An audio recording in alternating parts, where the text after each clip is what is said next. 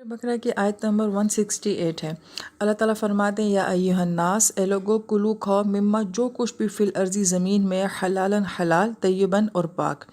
इस आयत मुबारका में पहली गौर तलब बात यह है कि अल्लाह ताला ने ईमान वालों को मुखातिब नहीं फरमाया, बल्कि कुल इंसानियत को ये कहा है कि जो कुछ भी ज़मीन में है वो हलाल खाना चाहिए।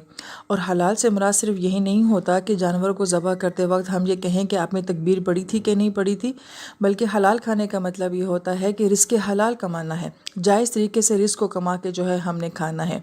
फिर हलाल के साथ हराम की बात नहीं की गई है, बल्कि हलाल के साथ जो है वो तैयब की बात की गई है। और तैयब किसे कहा जाता है? अरबी ज़ुबान में तैयब किसी भी खूबसूरत, इत्मीनान वाली, खुशगवार, खालिस चीज़ को तैयब कहा जाता है।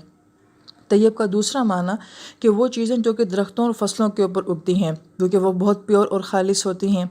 तैयब का तीसरा माना अरबी ज़ुबान में अर्ज़ुल तय्यबात कहा जाता है कि जो ज़मीन काश में बहुत अच्छी, बहुत बेहतर हो।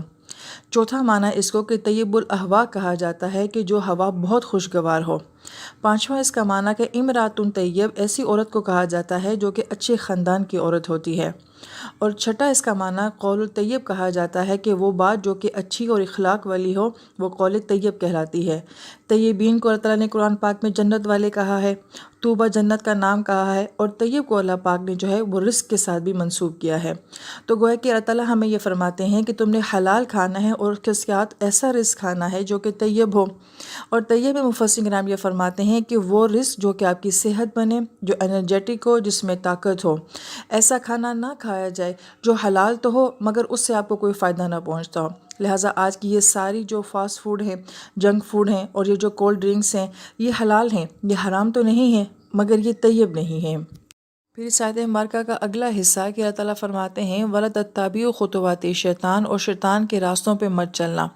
खुतवात का लफ्ज़ जो है ये खुतवा से है, और खुतवा जो है दो कदमों के दरमियानी फासले को कहा जाता है, यानी कि स्टेप बाय स्टेप किसी को फॉलो करना। और तत्ताबिउ इत्तबा से है कि किसी को दिल की खुशी के साथ जो है फॉलो करना। तो कभी भी शैतान के रास्तों पे दिल की खुशी के साथ नहीं चलना है।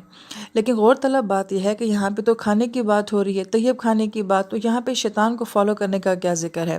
तो मुफस्सिरीन किराम ये फरमाते हैं कि जब इंसान शैतान के रास्तों पे चलता है तो बहुत सारे ज़राए, बहुत सारे तरीके और बहुत सारी रसूमात ऐसी होती हैं जो इंसान को हलाल के रास्ते से हटा देती हैं।